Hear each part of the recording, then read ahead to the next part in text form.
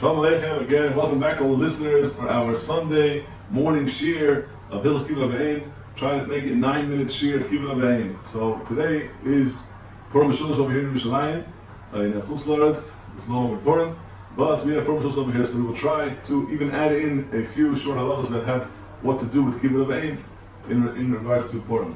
I just want to go back on 2 points. Some people brought up after we mentioned last time the whole idea of how long you're supposed to go and spend time with your parents, visit your parents, should you visit your parents, what do you get from visiting your parents? So I forgot to mention something which is very important, and it's a fundamental yesod of the whole approach to Kibud B'Ain. By the way, certain Gedolei Yisrael did things and we can learn a tremendous lesson from it.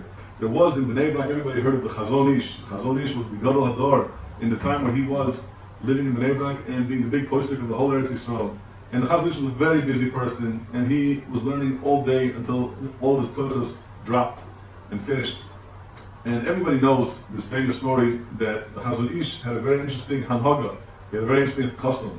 Every single day, he would make sure that when his mother was elderly and she also was living near him in Bnei Brak till the end of her life, he would go to her house every single day for a half an hour to an hour, and he would speak to her about whatever she wanted to speak about.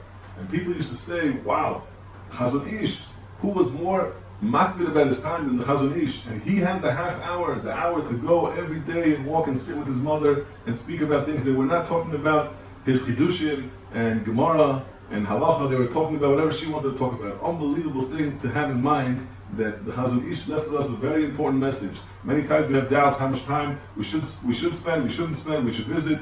The mitzvah is so great that even the Gadol Hador, he realized that this mitzvah is so great, I will forego on my own learning because it is definitely so unbelievable and so great to go and sit in the Mekayim mitzvah with my mother, even if it's only a half hour a day.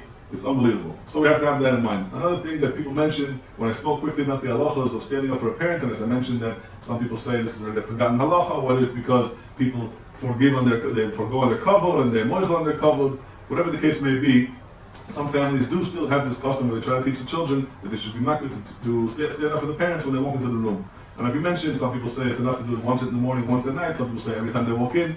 But the question was asked in regards to what does it mean to stand up? So we know that in regards to standing up for a parent, and also in regards to standing up for a Rabbi or a Zaken, the idea is to stand molik moisla. A person should go and stand full. He should stand up. He shouldn't just go and lift himself up a little bit. He should stand all the way, stand tall. And that's what a person does. And it also brought down the achronim that a person should do a kima, he should stand up in a way where it's nicker, where it's recognizable that he's doing it with the parents. So somebody asked, what happens when a father walks into a room? Sometimes the father can walk into a shul at the same time when an elderly person is walking into a shul. And he stands up for the elderly person also. Does he have to also stand up again? So that's a very nice question. This question was actually asked before.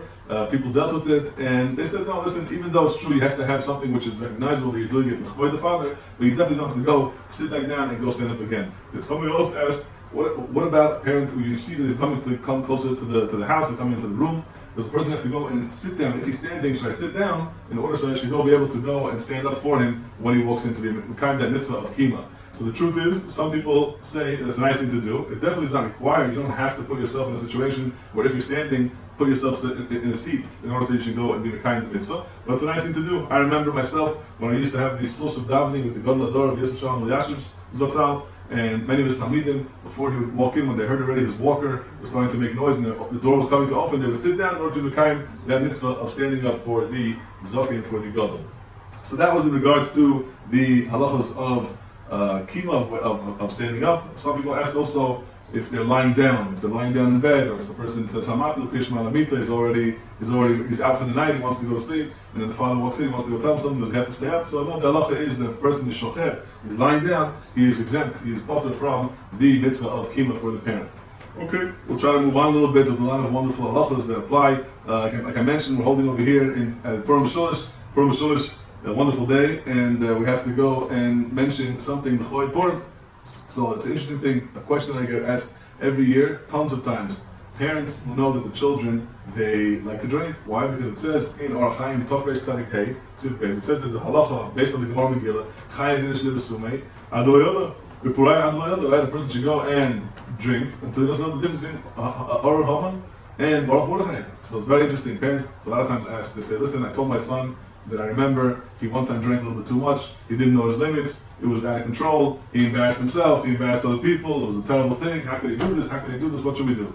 And the son, he says, what do you mean? This is what everybody's doing. This is what it says in halacha. It's true, the Shulchan Aruch brings it down. There are two opinions. We'll get there. And the son wants to know if this is the case. He has to listen to his parents. So the truth is that some of the Gedolei Hador, then at that time, Shlomo Zalman Auerbach, and Rabbi Shlomo Yashin Zatzal,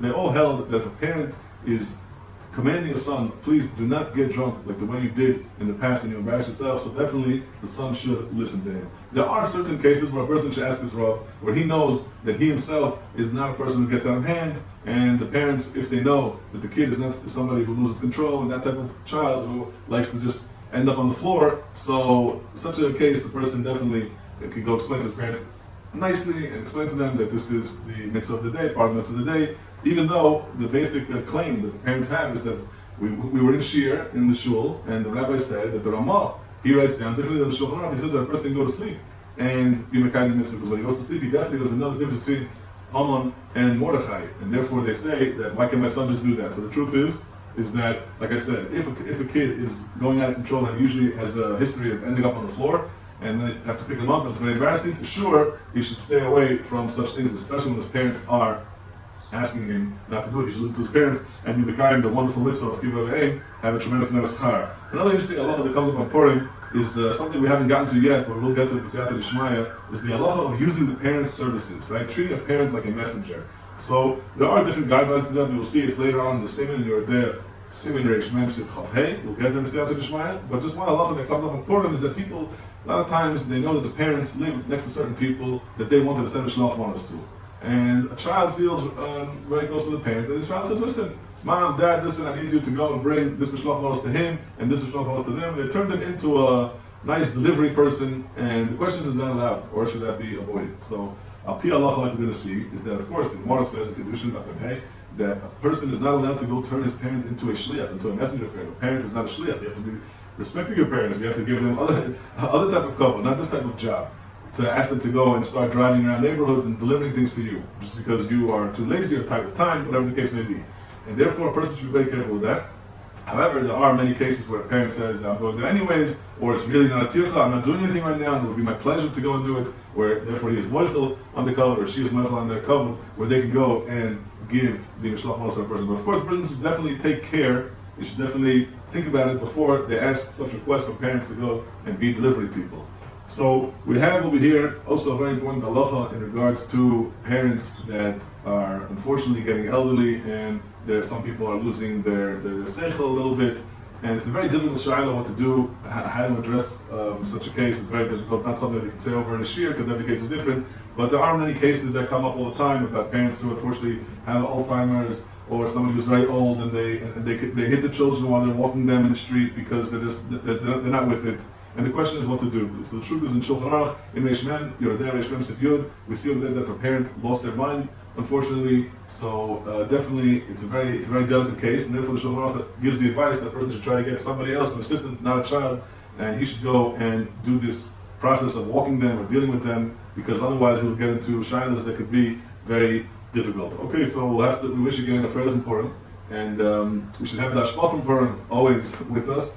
The whole year, all the Nisan, everyone should always have the schus of having Nisan, and we should be Mekayim, the mitzvah of Kibud Avraham, like we're trying to do weekly, and being Mechazik in these halachas tremendously. And everyone's have to Shema. Thank you for listening. Have a continuous great day. Kol Tov.